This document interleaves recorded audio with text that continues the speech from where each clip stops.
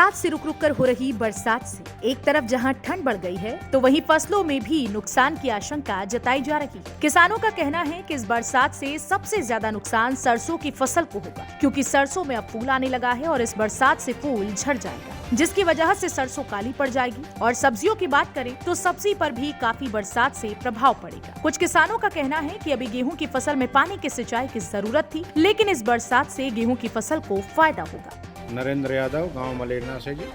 भाई साहब, सरसों के लिए तो टोटल ही हानिकारक है। अगर खड़ी आ रही है उसमें तो उसमें दाना जो आएगा वो काला पड़ जाएगा और सरसों लेट भी जाएगी, यानी टूट जाएगी, वो गल जाएगी।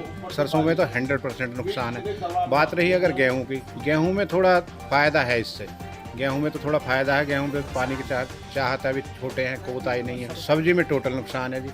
सब्जी में अगर हम जाएं, सब्जी तो में तो सारी में ही नुकसान है भैया। अब तो नुकसान है, सरसों में भी नुकसान है और सब्जी में भी नुकसान है। और गेहूं की पत्ती पीली पड़ने लगी। जो नरम खेत में वे तो ठीक है, और जो केड़े खेत हैं उन्होंने पानी भर जाए और नुकसान है। गेहूं की पेड़ी पत्ती पड़ रही। कृष्णपाल यादव।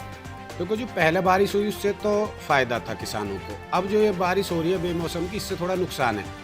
गेहूं में रोग लग रहा है, एक बेतुआ रेतुआ कुछ ऐसा रोग है, वो लगा है जो पीली पत्ती पड़ जाती है। सरसों की फसल में भी नुकसान है। अब तो फली आई हुई है, फल फूल जड़ जाता है, फली में दाना मर जाता है, बारिश से नुकसान है।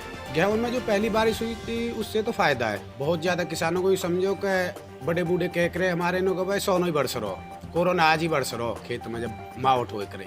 लेकिन वो बारिश भी ज्यादा हुई, उससे थोड़े उभरे, मौसम साफ नहीं हुआ और अब फिर दोबारा बारिश होगी, तो इससे तो नुकसान ही नुकसान है अब किसानों को।